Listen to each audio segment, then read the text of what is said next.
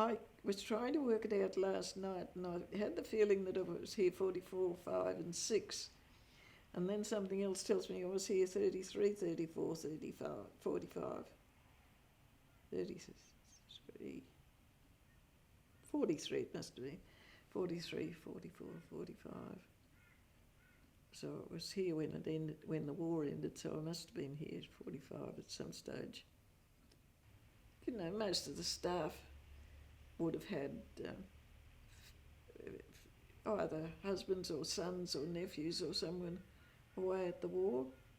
And Colin King, her father, had been a prisoner of war for years and years and years in one of those dreadful, dreadful camps, and he survived, came back here to Brisbane, to Toowoomba, and built up a business of some sort. But she, you know, she had a tough time because she had no idea where her father was or if he was still alive or what. Her mother had died before she'd come to school. But, you know, it leaves you with not much to fall back on. But the prep hadn't opened then. The prep was an army hospital too. And on festive days like Anzac Day, we were allowed to go over and say thank you to the servicemen who were there in their beds, and some of them were terribly knocked around. Miss Dowson used to live over in up in here, one of these top rooms up here. But the other spectacular thing was the army hospital next door. We were not allowed within 20 yards or something of the fence down there.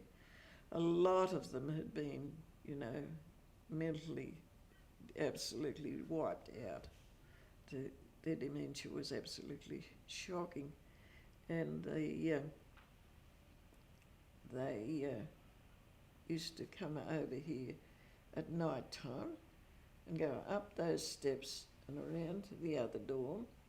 And we were always told, if you have a mirror on your dressing table, please put it in the drawer, because when these people come over, they love to see themselves, and they learn where the room is that's got a mirror sitting on the table in the room.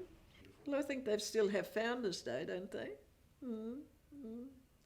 Founders Day was a big day.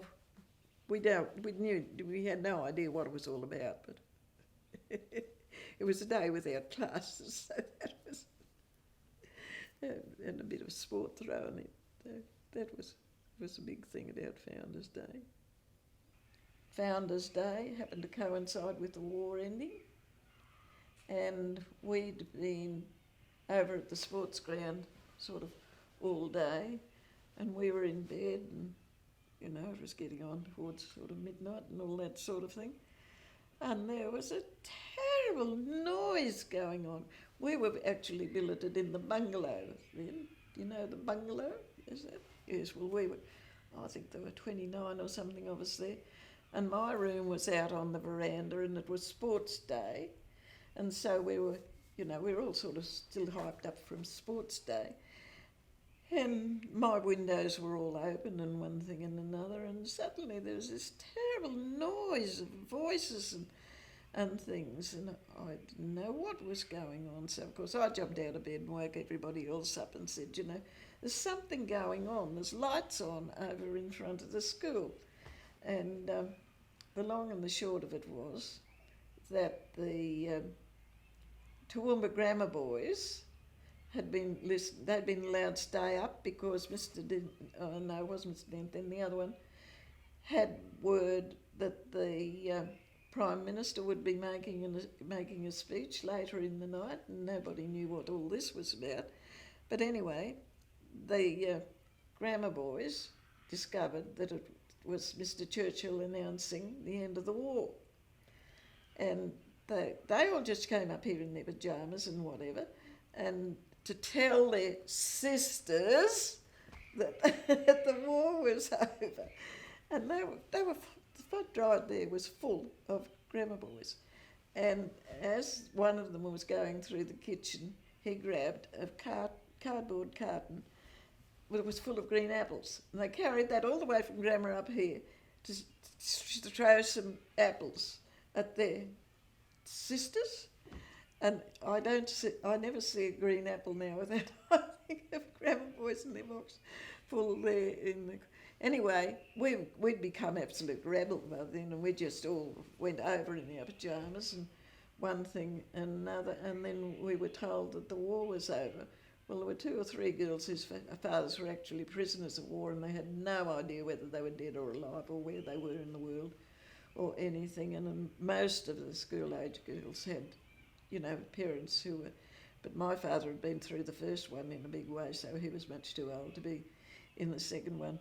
But that night, over there in that driveway, I'll end up forgetting everything that I've ever known in my life, but I think I'll remember that driveway with the green apples.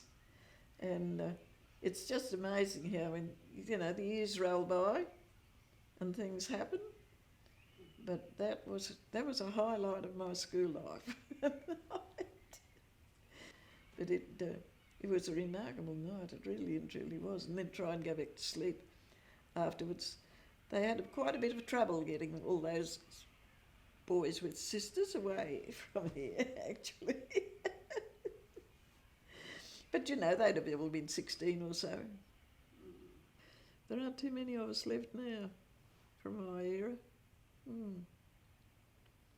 But that wartime night one, you know, was one that never, ever would be forgotten by any of the girls who were here or the boys who were at Grandma.